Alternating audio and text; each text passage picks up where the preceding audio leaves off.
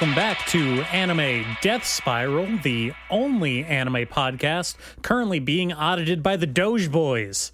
It's kind of an odd situation here, folks. We've got, some sweaty 19-year-olds rifling through the stuff down here at the Anime Death Spiral production office. They're putting their little Cheeto fingers all over my stuff. Yeah, luckily, when we leave the severed floor, our Audis won't remember any of this, so it'll be great. You know how it's been a week for you guys? It's actually only been 2 minutes for us. We're on some time compression shit right here. Yeah. That's why we don't actually know anything about why these children are here auditing our department. And ignorance is bliss. The weird thing is that they actually appear to be growing younger before my very eyes. When they got here, they were like college graduates. They were like mid-20s. Now they got pimples and acne and shit. They're going through puberty again, like right in front of me. Their haircuts are getting worse by the second. I am truly astounded. It's incredible. And their anime knowledge stops in 2018. Jesus. Yeah, weird. No wonder they're fascists. Yeah. Are you telling me these kids have never seen Mnemoscene? Come on.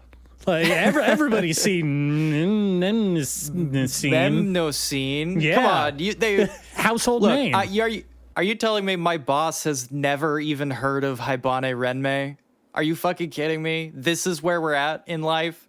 The indignities never end. Jesus Christ. It is just been another great time living in this version of reality. And I think the worst part, definitely the worst part of this whole political hellscape right now is the lack of good anime to distract me from it, right? Yep, I know.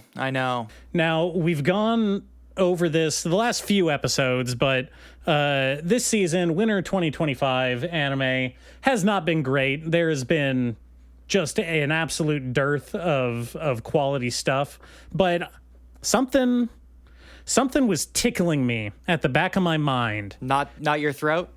Not in my throat, no. Hey, haven't you heard COVID's over? Like, nobody's worried about that anymore. Oh, it doesn't exist anymore? Yeah. No. Oh, great. Yeah, Phew. no, we Biden'd that right out of here. Oh, good. I'm glad to hear it. Yeah. No, I keep having this itch, like, it can't be this bad, this anime season, because, like, we've gone through it. Zenshu, that was a bust. Sakamoto Days, that was a bust. Those were supposed to be the big names, right? And those were totally lost on me, at least.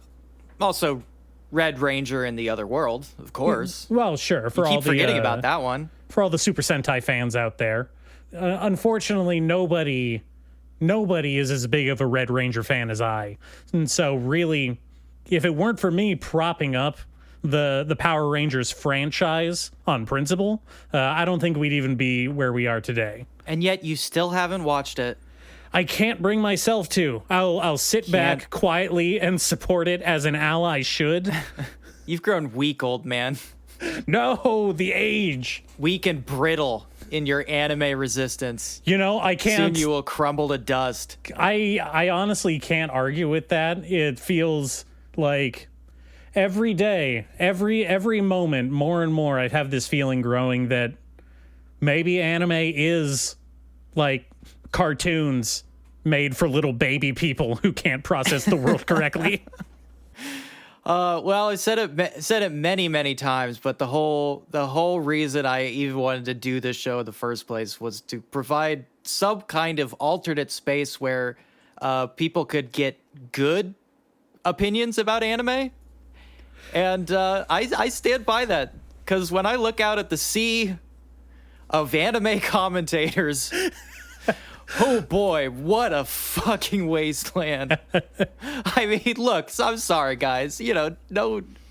No disrespect intended, but like... Oh God, he's starting beefs. We need some adults in the room, you know what I mean? Listen, the grown-ups are here, and we're gonna put order to right. The grown-ups are talking. Yeah. I feel like maybe that is coming off a little too arrogant. Listen, we're not your enemy. We're not the enemy You think here. that's condescending? Condescending and paternalistic? Just a little bit. Yeah, listen, I'm also not saying it's not undeserved. Daddy's home. Hey, listen, I've watched a lot of anime. I know a lot of people who have watched a lot more anime than I have. And let me tell you this, buddy. I wouldn't be on a boat with any of them. I'm just saying, if you tried me for anime crimes, you could not find a jury of my peers. You know what I mean? We're the Luigi Mangione of anime. Okay, all right. Oh, was that a little too political for you? Well, who are you saying we're gonna kill? Who's your target? Okay, all right. Let's you move on from You didn't here. think that far ahead, did you? Okay, all right. You gonna put the assassination on some of these shows? That's what you mean? Yeah. I'm gonna turn my 3D printed gun on anime itself. He's sweating so hard. I really am. Oh God, I hope you edit this part out. No, what I was originally trying to get at is I keep having this itching feeling in the back of my mind that there's got to be something. There's got to be something this season that has some value, some inkling of quality that I can latch onto. Now, as I've stated, I am currently still keeping up with Okitsura, or I cannot understand what the fuck this chick is saying, but I like her anyway. That is not good. I'm not going to sit here and say that that's not actually good quality anime, but that premise is not good. It's not good. Even outside of the show, it's not good. But I guess I just need to qualify that with I'm also not a good person, nor am I a good critic of media. Well, we've never tried to argue that. Yeah, neither points. Neither of those. But there's got to be something, and so. It is with a heavy heart that I have to confess that I went back and started watching more premieres. He double dipped. I double dipped at the midway season. We're about 6-7 episodes in through most of the core releases of winter 2025, and I had to go back. Because there had to be something, right? Oh sure, there's got to be something. And so I watched 2 more premieres. And I'd like to tell you a little bit about them, because I think that they each do have something, but just spoilers, I guess. It's not enough. It's never enough. But we'll save that. Let's start here. The first thing that I watched, because I am a horrible little genre slop piggy, and I love my bad high school rom-coms, I watched Medaka Kuroiwa is Impervious to My Charms. Now, this has nothing to do with Medaka Box. It has nothing to do with Medaka Box. Okay, that's strike one. Nor does it have anything to do with Medaka, the small Japanese fish that lives in rice fields. I had to look that one up, but that's a thing. This is strike 2. That's strike 2. Nothing to do with fish. What it does have to do with is... It is about, and this is, I think they're trying to be a little bit tongue-in-cheek here, but it's about a girl in high school, a super popular girl. In fact, the most popular girl in her prefecture. Great. They make, yeah. Lucky her. Her name is Kawaii Mona. Her family name is literally Kawaii. That's how cute and perfect she is. Her name is literally Mona Cutie. I guess we could localize that as. Yikes. She is a self-described queen bee type, and I mean that in a literal sense. She has like daydreams of where she imagines all of her little high school classmates sycophants as like drone bees that do her bidding. Cool. She's a malignant narcissist, is what she is. Sure.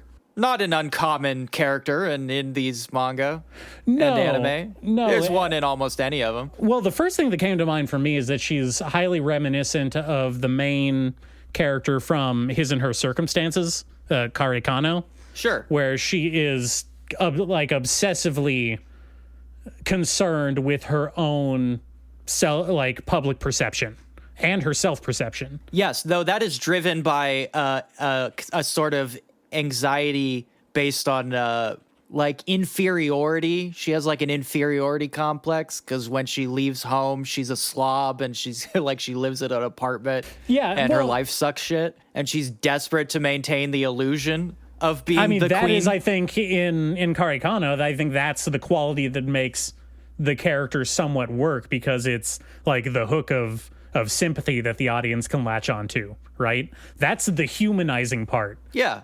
This chick, Mona, does not have that side. Like, she is very full of herself, and she knows it, to the point where they make a point in her introductory backstory of saying that she was so popular that like even other babies at the hospital where she was born were just like fawning over her. She's Christ. She is Christ, basically. She is supernaturally popular. Yeah, she is supernaturally popular. Yeah. Yes. And here's the thing. The story of the anime is about the titular Medaka Kuroiwa, who is the new transfer student at her high school. I think you can guess where this is going. He's not impressed by her shit. In fact, he's given her the stink eye all day. He's the loner bad boy who transfers into class. That is the most powerful social position you can ever find yourself in. Well, and you can even tell that he is in a position of power because he is placed in the protagonist seat in the classroom. Back left next to the window. Back left? Yeah. Hell yeah. Uh-huh. When you sit in the back left, that's transfer student vibes. That's big main character energy. Just like on an airplane, you really want a window seat if you find yourself in an anime. Mm-hmm. Mm-hmm. So you can see it all going down before the inevitable crash. Yeah, when you spot the pretty girl you fall in love with out the window, or alternatively the horrible monster man that is killing everybody at the front gate. Oh man, one of those two. Depends on what your genre is. You know, Laurie Strode. She was in the main character seat. She was back left. Oh, she was back left? Yeah, she was back left. That's where you get the iconic looking out the window at Michael Myers dono. And so, I don't know. I was initially intrigued by the premise because it is very much tongue-in-cheek in demonstrating that this character is very self-aware in her, like, narcissism. I'm trying to think of another character I could compare her to. She's like the haughty. She has the you humans attitude, like on the inside. That's her. Yeah. That's her internal monologue. Sure. Mm-hmm. And Marie Antoinette vibes. Yeah, exactly. And this guy, Medaka, it drives her crazy that she cannot get under his skin because he's the only boy in school who isn't part of her fan club, isn't constantly at her beck and call. And not just the boys either. They do that whole thing with the female students where she has like a little flying monkey sycophant crew of mean girls that are constantly hovering around her, that she's like Ira. She's like Ira. Sure, a Destiny Child. Yeah, exactly. Well, a self-deluded Destiny Child. Absolutely, yeah, definitely self-deluded. And so this is like, it's really eating at her. How can I get this guy to pay attention to me? A, pay attention to me. B, like me. C, love me. Because it is it's gnawing at her ego that whenever she tries to flirt with him or talk with him, he's just constantly like, hey, can you get the fuck out of my space? Like, I'm not into this. Get out of my fucking face. Like, I'm just trying to be chill here. Can you get out of my personal zone? Wow, I really relate to this dude. Well, wait until you make that judgment, because again, I don't, this whole setup is what interests me. I like the antagonistic nature of a dude who does not give a shit about the popular girl. I think that's charming. I think that's kind of funny. I like that she's self-aware about her own narcissism and she uses it to her advantage. You manipulate people. Sure, a sociopath. Yeah, well, it really backs off of that after the first episode. I watched the first couple. Oh, okay. They really, at a certain point, they're like, actually, wait, we can't make her be entirely like actually evil. Psychopathic. Yeah. Yeah, they pull up on the stick. Like, we have to give her some redeeming qualities. And I was like, okay, maybe I can chill with this. Maybe this can be like a funny gag. Except that they, immediately veer into pervert stuff. Great. I was not expecting it to be like full on. It's not quite ecchi, but she is doing the whole like, all right, I'm gonna accidentally splash water on my shirt, and that's gonna fluster him because he can see my bra, or I'm gonna talk to him on a really windy rooftop while wearing my short skirt. And I'm like, okay, I see where this is going. I don't like it, but you're not being subtle about it. Okay. And then it pulls out what finally made me like decide like, okay, no, this is bad. This is just like all the others this season. What could it be? Turns out Medaka Kuroiwa, who is impervious to her charms, is not actually impervious to her charms. Wow, who could have seen that coming? I know. In fact, he's super pervious to her charms. He is in fact pervious. He's perviousing all over the place. Oh man. And great. Yeah. Well, okay, now sure. Hold on. There's one more twist. There's another piece of this puzzle? Yeah, there's another piece of this puzzle. Now, here's the thing. He's actually super perving on her, but the reason that he's giving her the silent treatment and the stink eye all day is because he is an incel in the most literal sense of the word. He is, I'm quoting his character right now, he is an heir to a shrine in rural Japan and is forbidden from falling in love or getting involved with women. Wow. That sucks, dude. What a bummer. It really sucks. Also, it kind of puts a damper on stuff like Love Hina that we were just talking about before the show, right? Where it seems that generally when you come with the shrine, you're supposed to fall in love with whoever takes it over, right? But this guy, he apparently can't do any of that shit. He has to preserve his vital essence for the magic rituals or whatever. Yeah. Well, no, they don't. It's not magic. They're making a hard line like he is more like an indentured monk than anything. It is not a fantasy series. Like he's essentially a religious bureaucrat in training. Wait, are you saying vital essences aren't real? I'm saying that maybe it's something that's on the inside and not something that you can bottle up, if you know what I mean. Okay, bro. Uh-huh. All right. Married guy over here. So when he's giving her the stink eye, that's actually him concentrating all of his willpower and chi into not being horny for this girl. Sure. Well, I'm glad that at least it's like a shrine thing instead of one of these guys who's like kill all normies, which I'm getting really fucking sick of. Well, I'm reading... Oh, no. Yeah. Is he also a kill all normies guy? No, he's not a kill all normies guy. You just reminded me of... Oh, thank God. Like half of the protagonists of Gyaru romance manga that I've been reading. Specifically, my first girlfriend is a gal. No. Yeah, yes, yeah. And that main character is like objectively out loud, outspoken, like, I hate women, I hate normies. This chick is like pretending to be my girlfriend so that she can secretly like make fun of me or like get me in a position where she can let the blood drop in a Carrie sense, right? Yeah. People who think like that need to be put in re-education camps. There's no sympathy. No fucking sympathy. No, Okay, this is awful. I hate this, and it's so boring. Yeah, it's the not worst great. possible thing that could have happened. Honestly, when you said it, I was really hoping it was going to turn out much like that manga I told you about, that he's actually gay. That's what I was thinking of the entire time I was watching it. That exact thing. Yeah.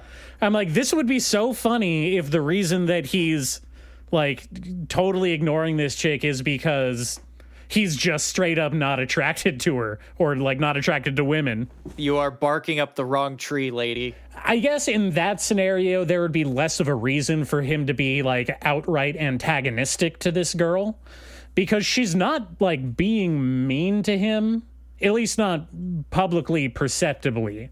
And the gag, obviously, as it goes on, is that, first of all, she does not know that he is a shrine monk, a caretaker. Of course, he's a transfer student. He's a transfer badass student. transfer student.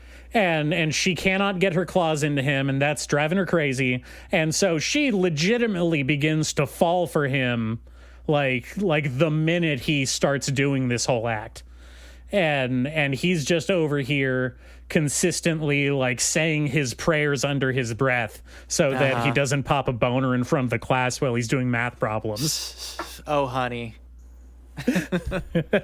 Yeah, a million times more interesting if he's gay. I've been saying I really like that manga I found, because I've always thought the premise is much more interesting, because so many anime and manga about gay men, gay boys, etc., are all romance comics, right? None of them are allowed to just be a gag comic or even like just a drama that is not about their sexuality. Like, gay men are kind of not allowed to just exist unless they themselves are the joke.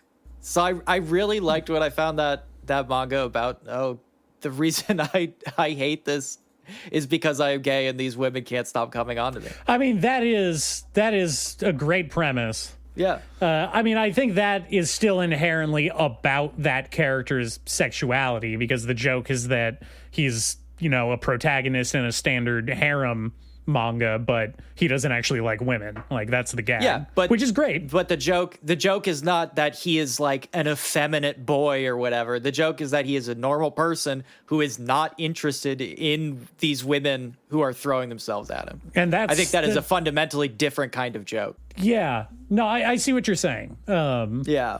I think that we've come a long way, especially in those terms in anime. But like, we're just getting around in like current Hollywood pop culture. Like, within the last 10 years, we're just getting around to the idea that gay people are just like people who go to work and eat cereal and shit. Adam and Steve is still within living memory. Oh God. I mean, The Man Show is still within living memory. Yes, I know. So, and culturally, morally, I might say, anime and manga has been somewhat like behind. Hey, you're telling me the One Punch season 3 promos are pretty prisoner. Boy.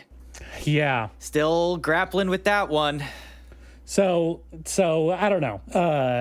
I think that this show really fucking sucks. That's what I think. It sucks. Thank you for telling us about this piece of shit show. Well, someone had to do it. But it was not the only thing that I watched. Oh, Jesus Christ. There's more. I know. You're standing on the edge of your seat, waiting for me to tell you about Welcome to Japan, Miss Elf. God. Yeah. And oh, God. Well, you were so excited to tell me about those isekai that you were watching last episode that I decided to get in on the action. Oh, you got all pumped up about it. You were I'm like, okay, maybe I can do the isekai thing. Maybe I can make this work. I'll start soft. I'll go with the reverse isekai. Well, that's the thing. This is a reverse isekai. Uno? Uno reverse card. Holy shit. Okay. This is about Kazuhira Kitase, our main character, who, according to him, is a mild-mannered salary worker who likes to go home on time because he doesn't care about getting promoted, because his main hobby, you want to guess what his main hobby is? Watching isekai anime. Close. His main hobby is sleeping. Oh, okay, sure. I'm not sure that's a hobby, but I'll just go with you. No, there's a twist. Follow me here. Because you see, when Kazuhiro falls asleep, he gets isekai'd to a fantasy world. Oh, didn't see that coming, did you? Oh, the dream isekai. Okay, all right. Yeah, this is a very underrepresented subgenre of isekai, I would say. The dream isekai. Every time he falls asleep, he wakes up in a fantasy world filled with dragons and mages, and he's an adventurer, and he goes on little quests and sells his wares. So there's a couple... First of all, I want to start off saying that there's a couple world building things that they threw in here that I was not adverse to in the way that I normally am to stuff like this. In these generic, like, isekai kind of power fantasy stuff. Well, first of all, what is it? Well, first of all, it's not a power fantasy. When he goes to the fantasy world in his dreams, like, he's just a guy. He's not like the fated hero. He doesn't have cheat powers.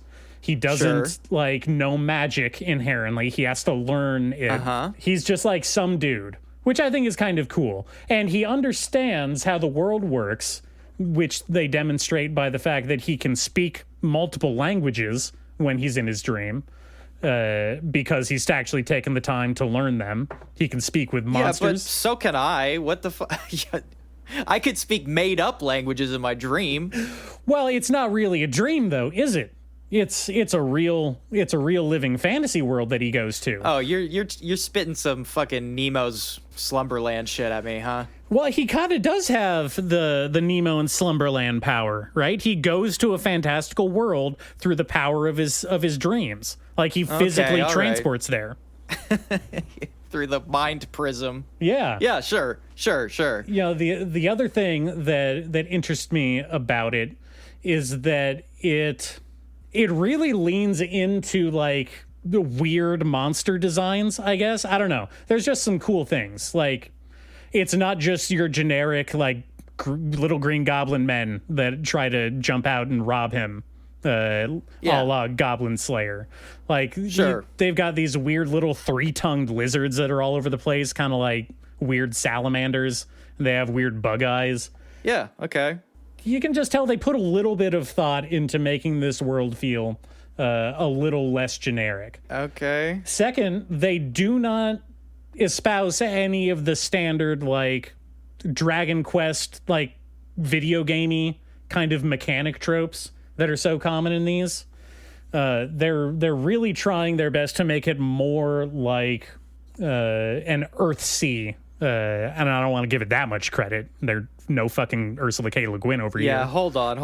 Let's not go that far, man. They're not even a Goro Miyazaki over here.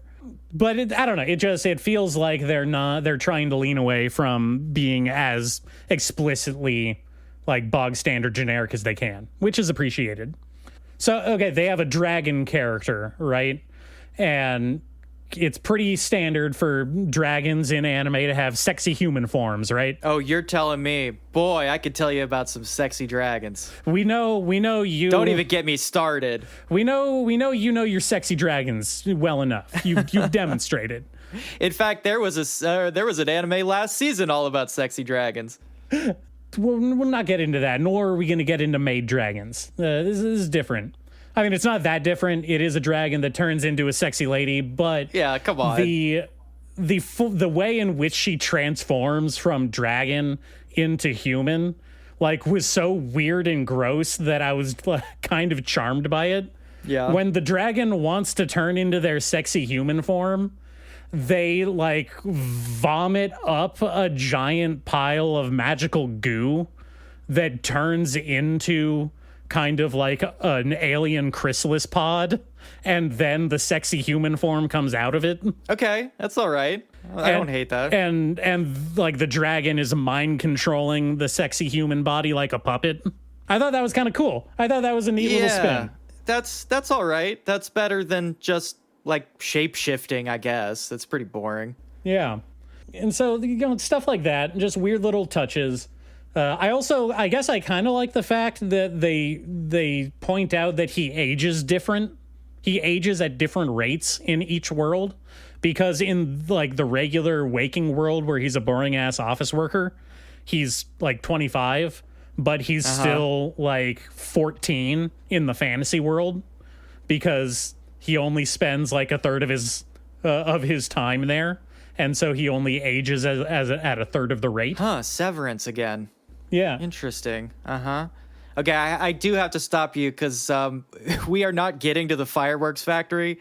This is called Welcome to Japan, Miss Elf. I think we're going to have to get to Welcome to Japan, Miss Elf. Okay. At some point here. This brings us to the central focal point of the first episode, and that is, ever since he was a little kid, he just thought that this was a weird power, a secret little thing that only he had, where he falls asleep and he gets to go on these magical dream adventures. He has been assuming this entire time that the fantasy world that he goes to is in fact just like his super awesome lucid dream, where he can't control anything or do anything like outrageous. He's just, again, some guy.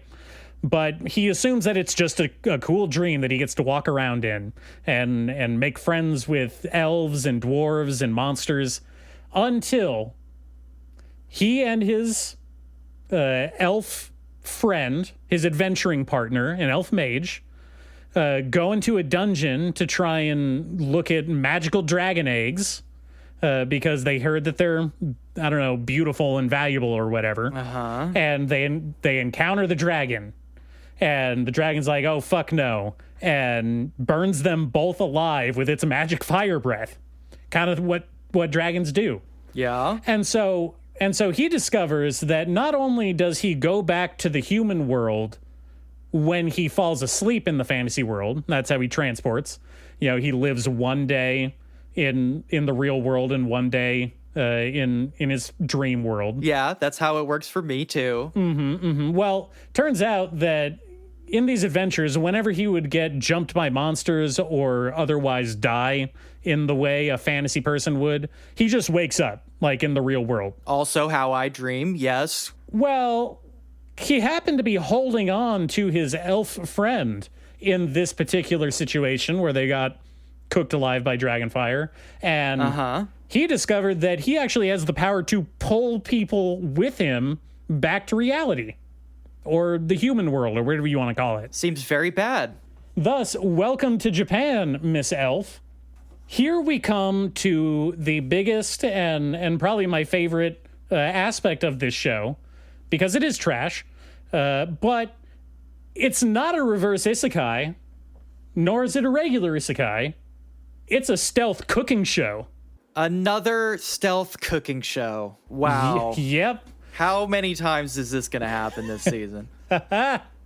And, Jesus Christ. And he really buried the lead very deep here. Upon bringing this elf into our world, she is immediately smitten and taken aback by human food, because it's got MSG. Well, it's they don't outright say it, but they keep saying over and over. They remark upon the fact, like, fantasy food sucks. It's so bland and flavorless. I cannot believe how these fucking peasants live like this. I'm so glad I get to go back to modern day Japan and like eat kombini food. Dorito peasant a million times.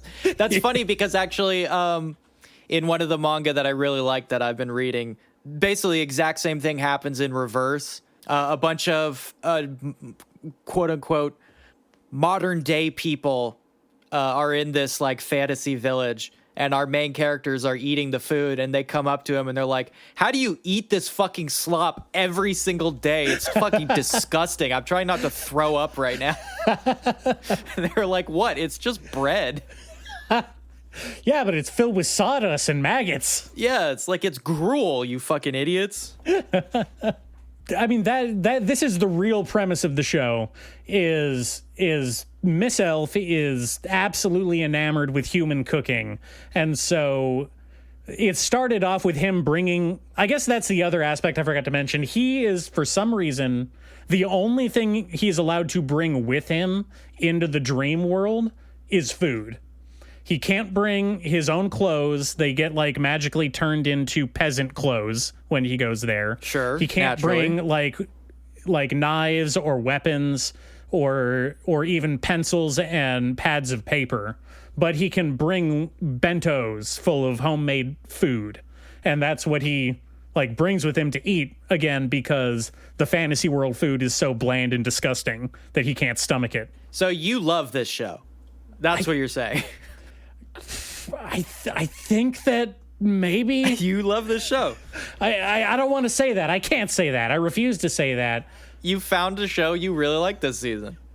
And it's basically the exact same of the elf who only eats French fries show from what was that, last season? 2 seasons ago? Yeah, 2 seasons ago. Well, it's closer to that than I'm comfortable with, because they also do the very predictable gag of when he pulls her into the human world from his dream. For some reason, like, when he goes to the fantasy world, his clothes turn into fantasy clothes, but when she comes to our world, she's naked. Of course. Yeah, no, naturally. I mean, come on. Of course that's what happens. I mean, I can't think of any other scenario that would play out. That's just makes sense to me, I suppose. And so it is parts of them trying to like brute force the rules of his like isekai teleporting power, which is actually another thing that I kind of like about this. It's not just about the food. It is like a subplot going on through at least both of the episodes that I watched, that they are confused about his ability to travel between worlds and are trying to figure out why he has it and what the actual like hardline rules are. Because when he goes to sleep, he wakes up in the exact same position and spot that he was in when he left the fantasy world last time. So basically like quick save rules. Sure. He's only allowed to bring food with him for some reason. He's not allowed to bring anything else in or out of either world. And they make the very like declarative statement, which I thought was kind of weird when they're trying to puzzle all of this out. They're like, okay, well, the fact that there are hard rules means that like someone or some entity is doing this to you. I mean, that's not very scientific, but no, it's not very scientific. It's a very theist point of view to start from. Yeah, no kidding. Assuming the goddess intent. Oh, assuming universal intent upon these actions. Yeah, a biased universe, exactly. Some kind of grand designer who is messing with him, because it is void of the common tropes of a goddess or a kami-sama who is isekaiing him because he died or because he did some great deed. Sure. Or in other cases because he's an absolute loser and they need they need to bring in a sociopath to kill all the other isekai heroes.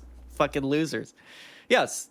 I do have to ask, and this is my isekai question that is very important to all isekais.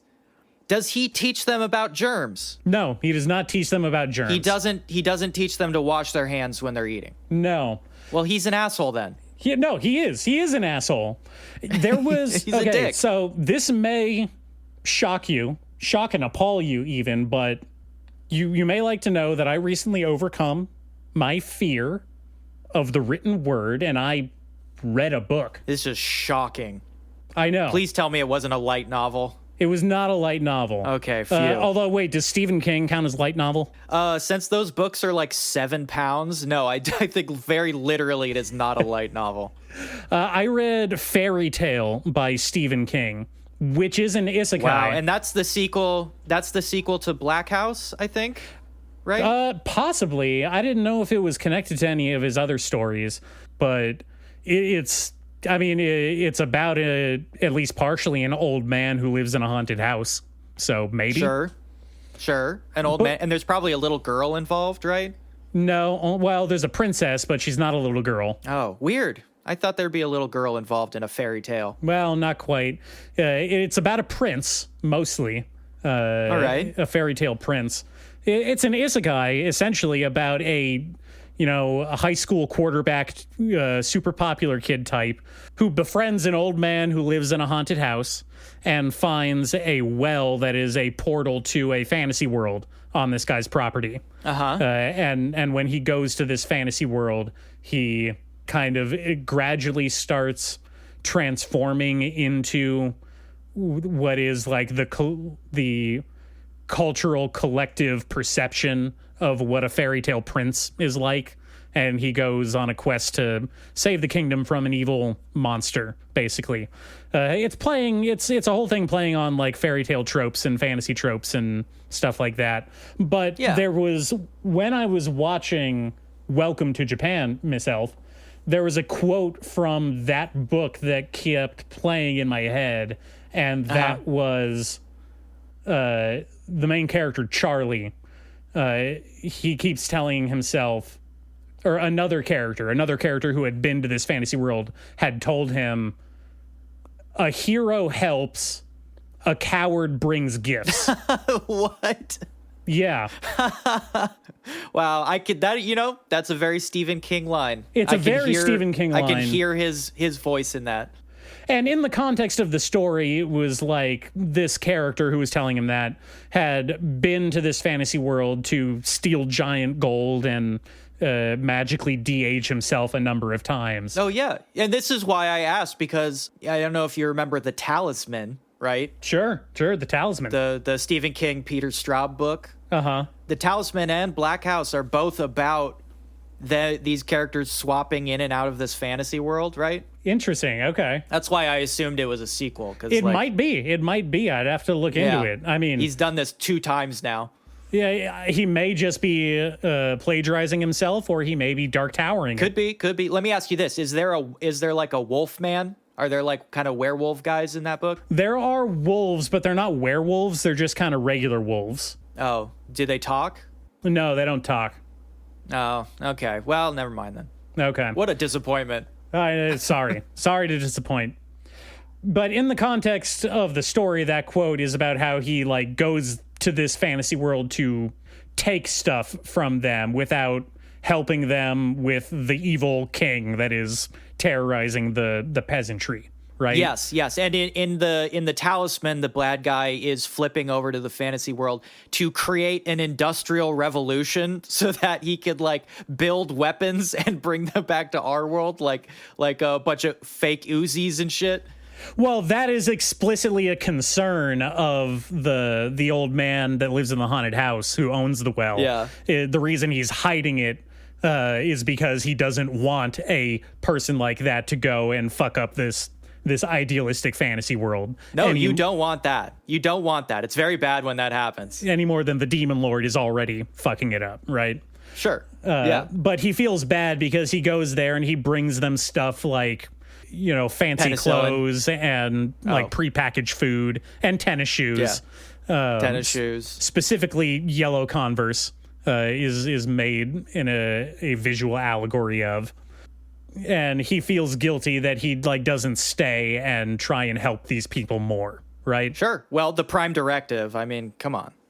And that is exactly what this guy in Welcome to Japan, Miss Elf, is doing. He is going there and hanging out with sexy elf ladies and going on adventures and stealing gold that I guess he can't really take back to the real world with him. Otherwise, he wouldn't be an office loser. But that aside, he's going there to have a good time. He's literally treating it like a video game, even if they're not leaning into the tropes of that genre. He's not teaching them about germs. He's not setting up advanced medical techniques, right? He's not being a force for positive change. He's just trying to get his rocks off by shooting spells with a big titty blonde elf by his side. And who can blame him, really? But I guess it just made that quote ring more true for me. Sure. A coward brings gifts. Yeah, or just tell them to wash their hands. I mean, I really feel like that's just the easiest possible thing. So you love this show. I can't lie that it has a bit of charm. It has a bit of a charm to it. I do like that it is about like her just coming to the human world and being like, actually, no, I don't want to go back to the fantasy world quite yet because I want to stay here and eat sushi because I've never had like fish before. I've only ever had boiled meat and like potatoes. Yeah, sure. And then she introduces a bunch of, exotic diseases into the population and causes a pandemic, and most people in Japan die. I mean, that would be there's got to be an isekai that's done that premise by this point, right? Oh, you better believe it. Yeah, invasive species isekai. Oh, yeah. Well, Gate and New Gate, right, are kind of playing that idea, except it's like isekai gates open and a bunch of monsters come out, right? Yeah. That's more common than like, pox blankets.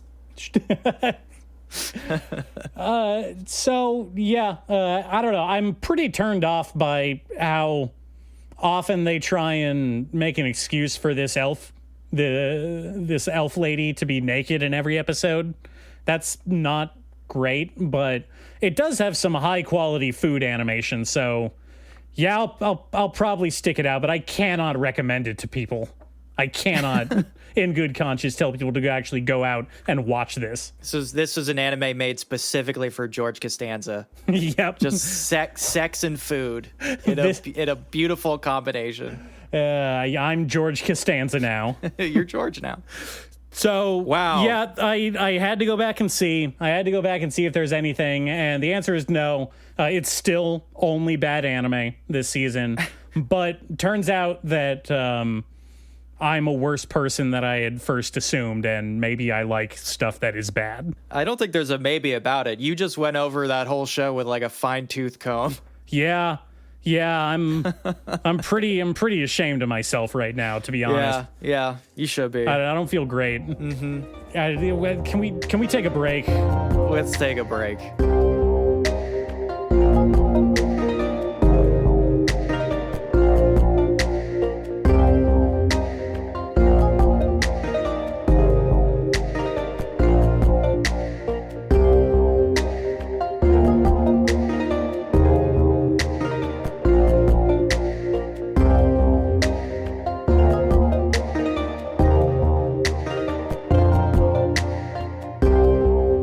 We've been reinserted into the machine. Our consciousness is flickered back into existence, which means one thing. We'll have to argue about anime. My brain needle itches. Stop that. Stop poking at it. I can't get the connection quite right. Let me say this. I try not to talk about anime when I'm not in the pod.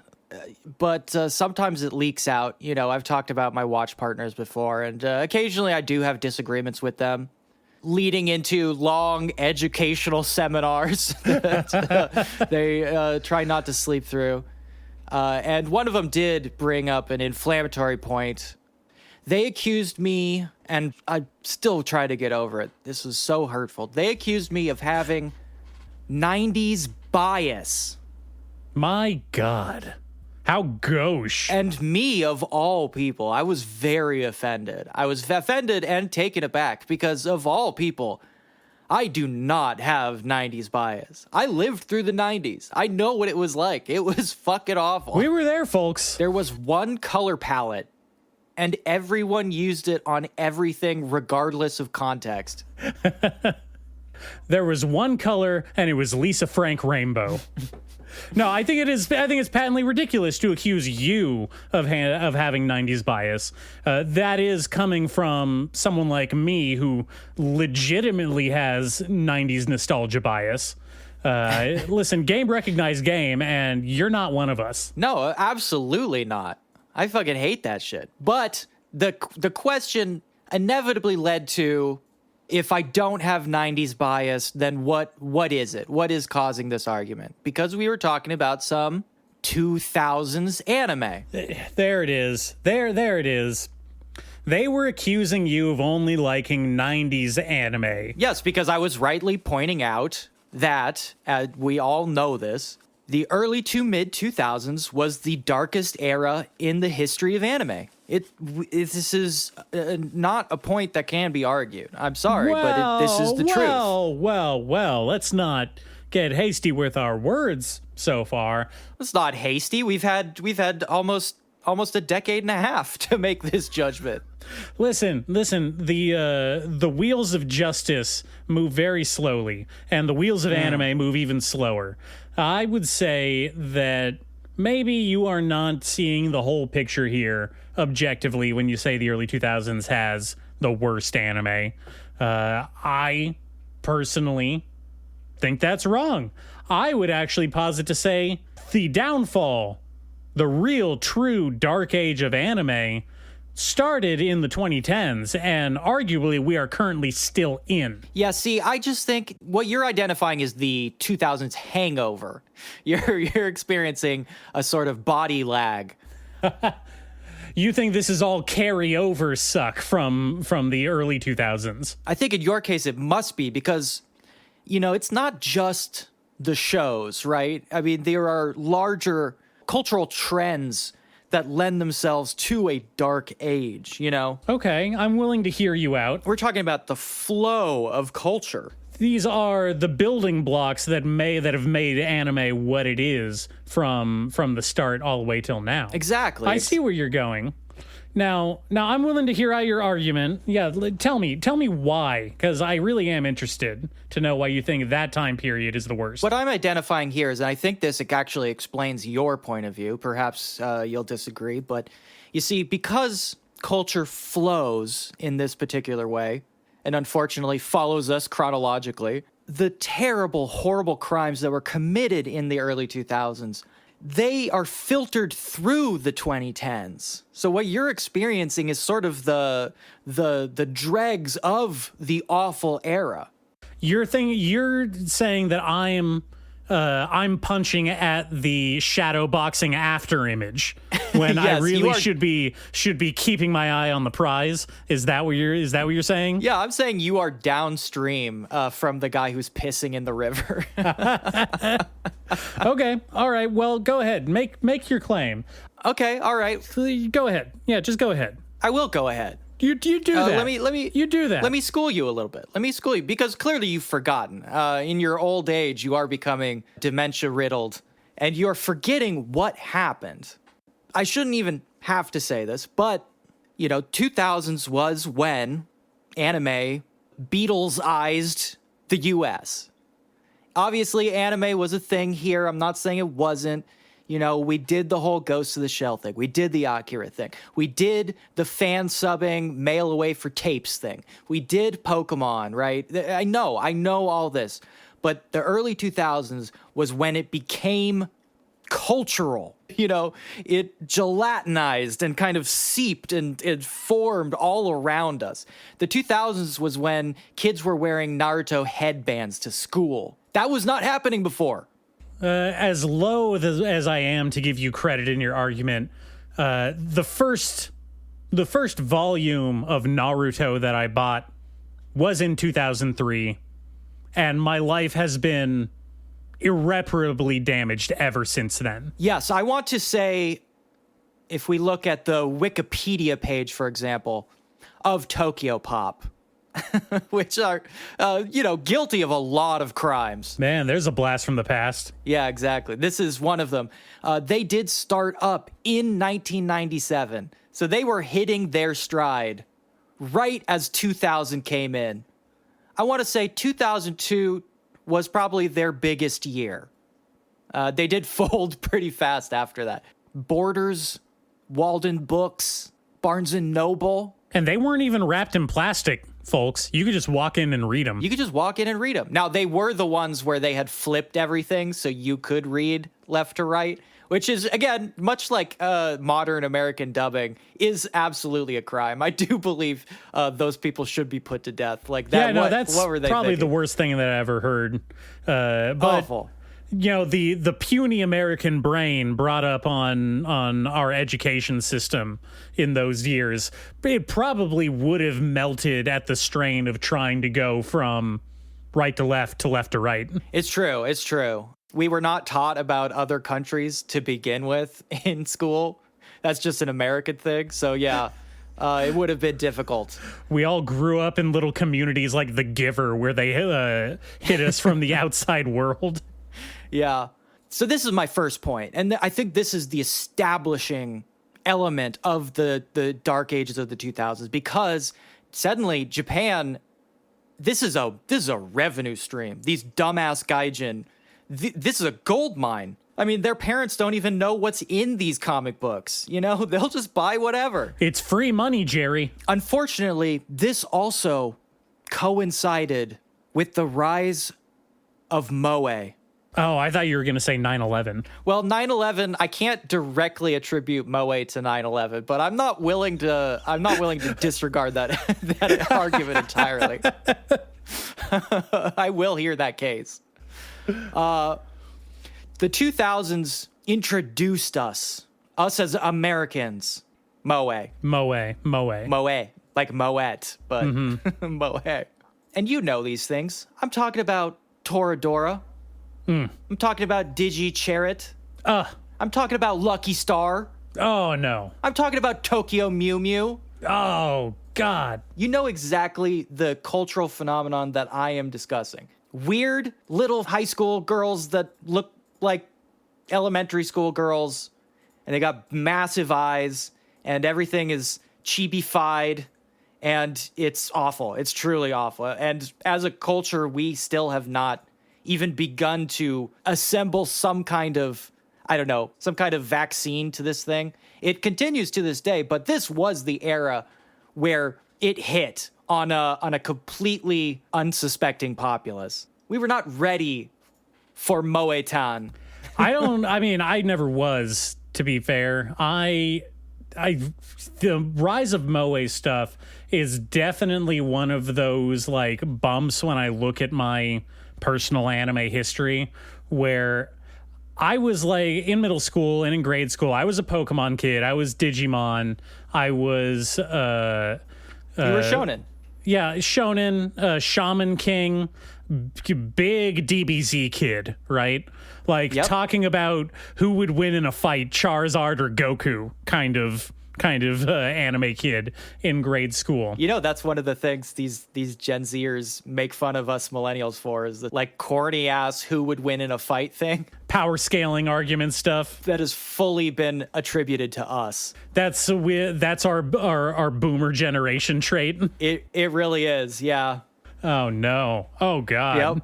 Yep. I mean, I can't say they're wrong. You know, for me personally, I was that kid. I had those arguments with my friends about who was cooler, Cloud from Final Fantasy VII or Vegeta, who was the cooler emo badass. The answer is neither. They're both dorks. They're both dork-ass dorks. They're both dork-ass losers.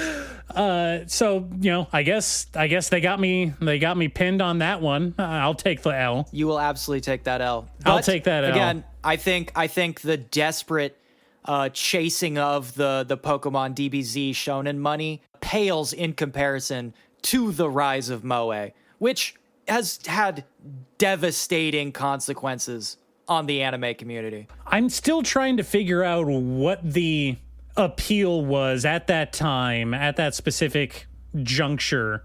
Kids like me, who grew up on Fox Kids, you know, Saturday morning anime block, and then getting into high school and going into the whole moe, like, ooh-woo kind of aesthetic of I don't know how to describe it, like Orin High School Host Club, Fruits Basket, like soft boy manga. Well, I will say, this is actually, and I don't think this is coincidental, but unlike 9/11, I do think there is a direct correlation with this and the rise of emo. These are linked phenomena. Sure. Here I holds up Spork, Penguin of Doom thing.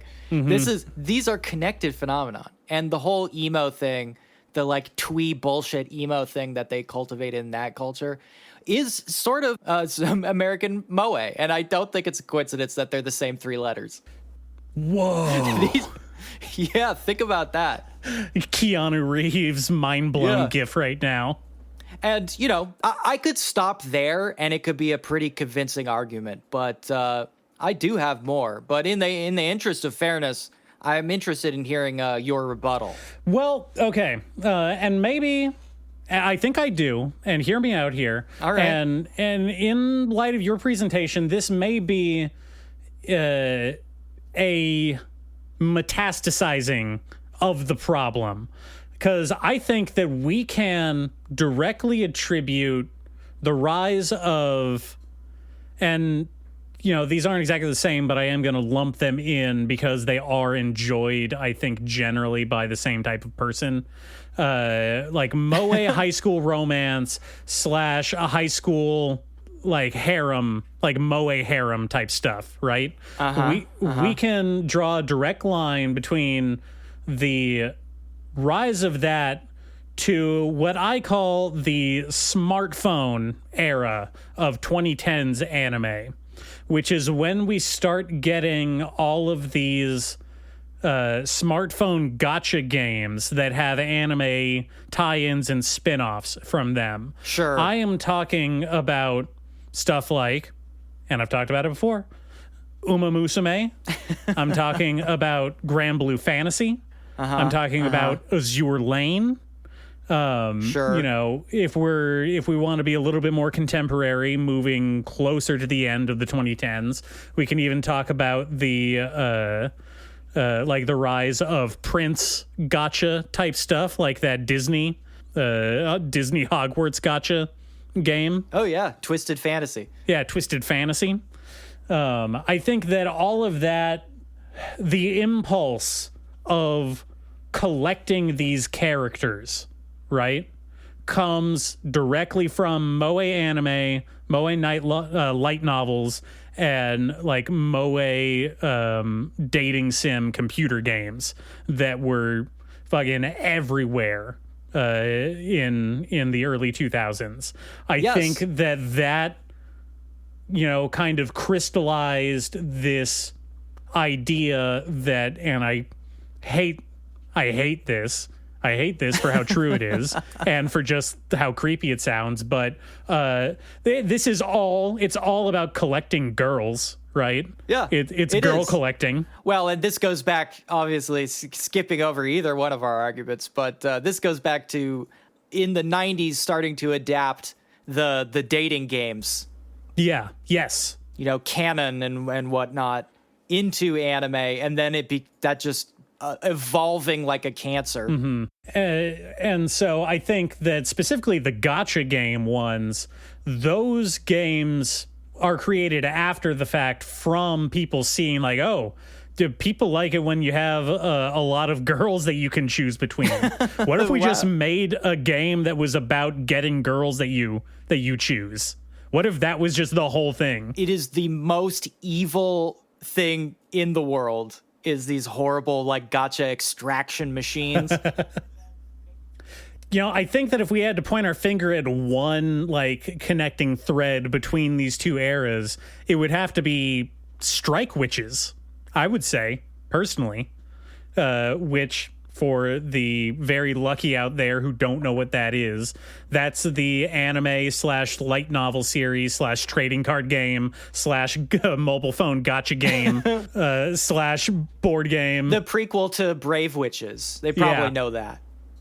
That is, the entire premise is the moeification of like World War II fighter planes. Yeah. Yeah, truly one of the most awful things you could imagine. Yeah. God, it's so awful. I think that really is one of the original kind of like gotcha series that spans this gap between the rise of moe design in anime, of a focus on like middle school and high school like girls, which is bad, and I don't like that. I never like that. It's really fucking gross. It's really weird. And then turning those into a fucking hallucinogenic drug that makes you go crazy for just the absolute worst possible thing that's ever been created. Waifuism. Yes. That basically sums up my argument is what you were describing moe in the early 2000s is it laid the building blocks of what has become the cult of waifu in the 2010s. Yes. Which I think is way worse. It's absolutely a disease. It's truly evil. I will say, though, the current waifuism did strip out a lot of the childlike elements, you know? The sickly sweet cuteness element has subsided in the things you are describing since the rise of moe, which doesn't make it good, but I think it is a little bit better aesthetically and perhaps morally. Well, I will concede that point. I cannot argue against it. I 100% like it better when they are objectifying adult women. Or something approaching adult women, at least. Yeah, you know, approximating. In that sense, let me that brings me to my second element that I feel has been superseded by the isekai. I do think it was left on the roadside when isekai took its cultural spot, because you don't see these as much anymore, even if they are sort of related in a lot of ways. But we've described many times the phenomenon of the girl in the box. Classic trope. A classic trope. And in the early 2000s, we had plenty of girls in boxes. In the 90s, we also had girls in the boxes. The 2000s kind of morphed it into what I would say is the girl in the bedroom. Okay, go. Do you know what I mean? You're going to need to clarify a little bit more there. I am talking about an anime boy who wakes up one day and there is a naked girl in his bed. Oh, this was okay, sure. One of the most popular genres of anime. Hey, I mean, it still is. We just talked about Welcome to Japan, Miss Elf. Yes, yeah. Though that had a setup, right? That had a setup. I'm talking about shows where that was literally what happened. It would be like a guy just has a girl essentially as a pet, sometimes literally. In stuff like Chobits, you know, she is sort of a alien robot thing. Sure. But she is both his girlfriend and his pet, who is just living in his room. I'm talking about stuff like Rosen Maiden, where, speaking of moe, a little girl just appears in this boy's room. I'm talking about stuff like Deers, where a sexy alien appears in a boy's room and describes herself as his slave. The film Weird Science. Yes, we've got weird sciences happening all over the place. And I would extend this to things like Ayorioshi, where a guy wakes up and there's a girl who is not a robot or an alien, but is just in his room and has declared herself his wife. Well, this is kind of a subversion of this. This happens a lot. That girl was not a stranger to him. I want to point that out. That was a whole thing about like arranged marriages, and they were childhood friends, if you will. Osana Najimi. Yes, I don't want to completely ignore the context behind these things, but come on. This is similar to the other subgenre, which is stuff like Hanokyu Maid Tai, where a boy will just suddenly find himself surrounded by, in these cases, usually maids, beautiful women maids who are his to command. Well, because he's moved into his grandfather's mansion, which is something that's happened so many times in anime. It's fucking insane. I think what you're describing is the end stage evolution of the generic like early 2000s harem, right? Where the author has to keep coming up with these inane reasons why this person would be involved with one attractive lady, and B, why he would have a throng of attractive women throwing themselves at him, right? Yes, I do think this is... I cannot think of a reason why this loser would be surrounded by beautiful women, so I'm just going to have the plot happen, and he can just be really confused by it, and that's like a joke, right? Yeah, it's a sort of atrophying of the male fantasy, because as we approached the 2000s and onward, men, especially men in let's say anime circles, were finding it harder and harder to believe that they themselves could ever interact with a woman in any sort of normal way. So the traditional harem where a guy is just like around women no longer made sense. What had to happen, the evolution that had to happen, was that the women had to become either aliens or sentient pets or mind-wiped girls who only experience life through the lens of the shut-in man, whose entire life revolves around the man. You know, we're talking about stuff like Sekirei, or in some other cases like Ah My Goddess or To Love Ru, right? These are like mythological creatures or aliens that decide to grant somebody's wish of just having sort of a pet woman. And I view those as kind of following in the vein of stuff like Tenchi Muyo and the real, or Love Hina, the real early super popular kind of harem stuff that took off in the late 90s and early 2000s. I think that a lot of those are trying to crib on each other's styles for that slot of who has the best harem, right? Which again ties into the whole waifuization of like female characters in anime in general. Oh yeah, no, I'm absolutely making the point that these are continuations, but also deepening a very disturbing trend. You know, there are other trends as well that I think kind of rose and fell within the 2000s that were just as disturbing. One of them being the, you know, you did describe a manga you read that was basically the same thing, but stuff like Onagai Teacher or I My Me Strawberry Eggs, or perhaps the worst one, My Wife is a High School Girl, where it's just straight up child bride shit. Oh, you should be arrested for this. Yeah, it's just pedophiles. And these are presented as, you know, not horrifying tragedies, but quirky romances.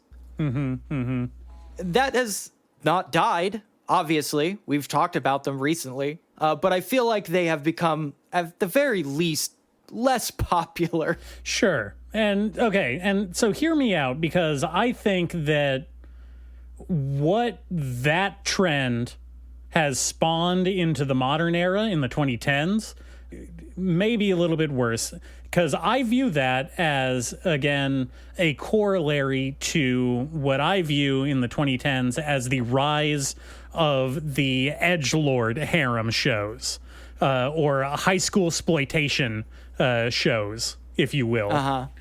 And so, you know, we have these anime that you're talking about, which are generally, I would say, dramedy, rom-com, kind of romance-focused, not exactly super out there in terms of world building. Occasionally you get stuff like gender swap or body swap type stuff, right? Oh, yeah, I didn't even go into those. No, you have the robots, and you have alien girls and goddesses that, you know, want to hang out with losers for some reason. And then when that became kind of blasé, and this is kind of what I think this was 2006, 2007, that we get introduced to shows like Elfenlied, which I think is a bridge between what you're talking about, what I'm talking about. Oh, I'm getting into Elfenlied. Don't preempt me. Okay, all right. Well, I'm throwing it out there because I'm talking about shows like High School of the Dead, like high school D by D, DXD, if you will. DXD. Yes. DD. High school DD. Samurai Girl, Real Bout High School, Iki Tausen, Tenjo Tenge, Witchblade, Elfen Lied, Gunslinger Girl, Queen's Blade. Prison School. These are the battle girls.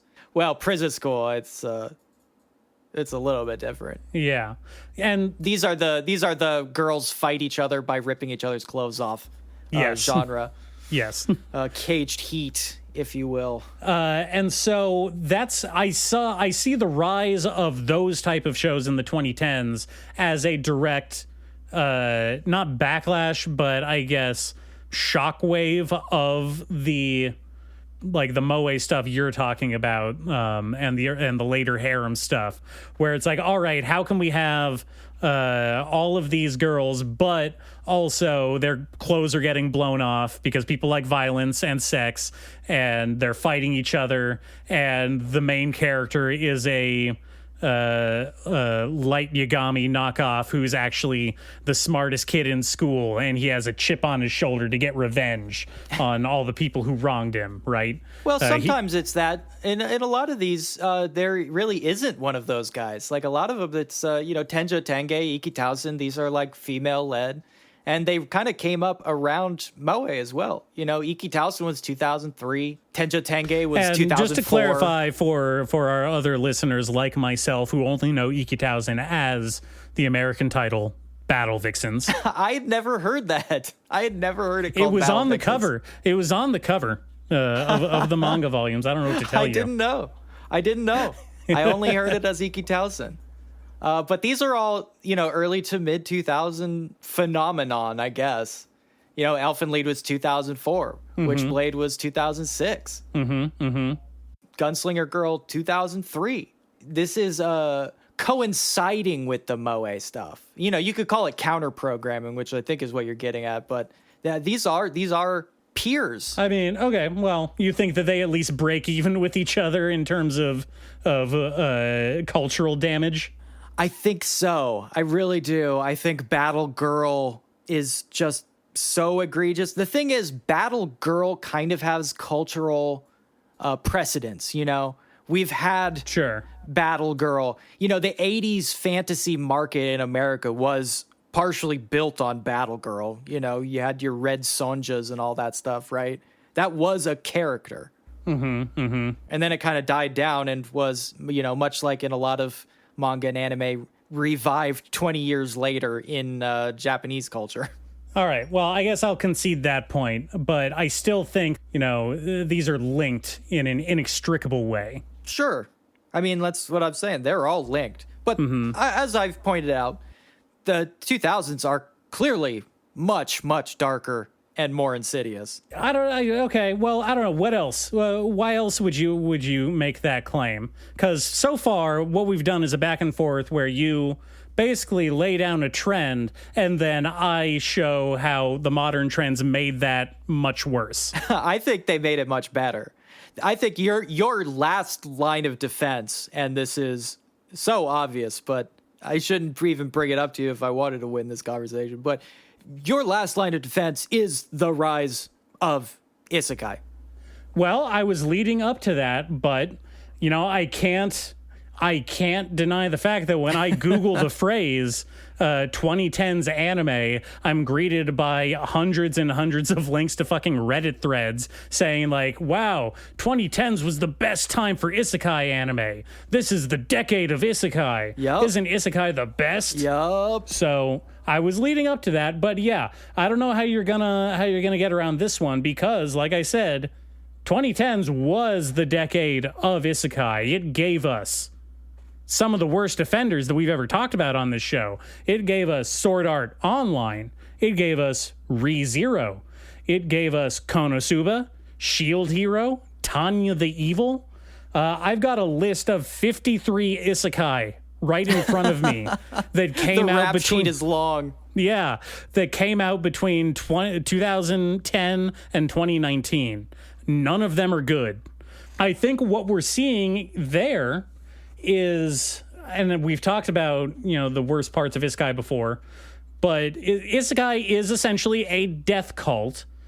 it is a cultural media trend centered around literally the world being so bleak and unhospitable to these loner, like, otaku nerd ass dork dudes who can't talk to people, can't talk to their classmates, can't talk to women, have no jobs, and then them realizing that the only way out is to get hit by a fucking truck and get transported to a world where they are literally worshipped by everyone they come in contact with. Go to heaven.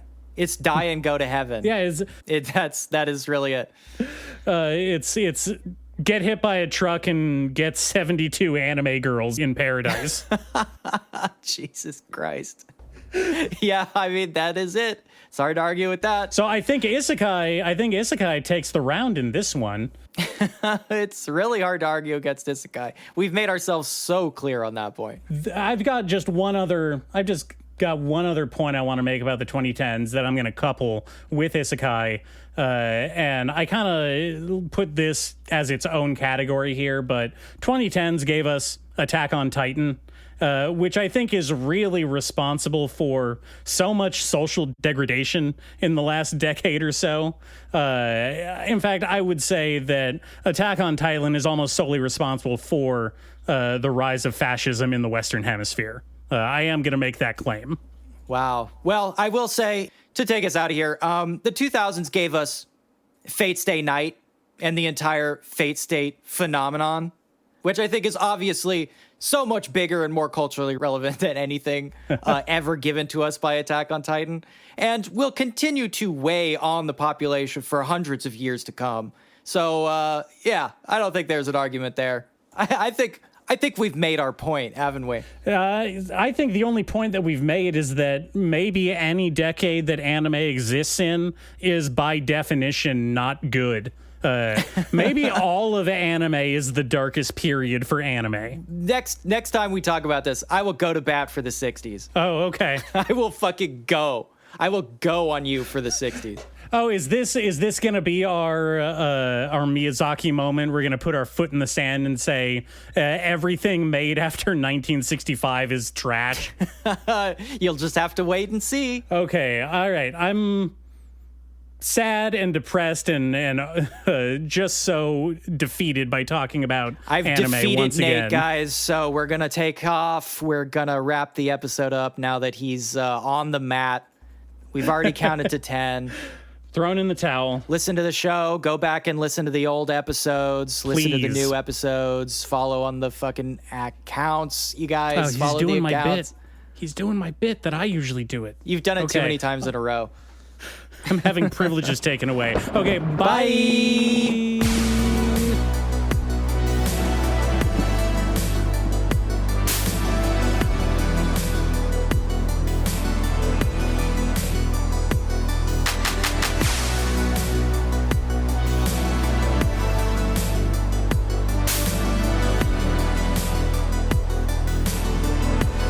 Hey, my favorite anime got canceled. Surely it must be the animators' fault. They probably just decided arbitrarily they didn't want to do it anymore.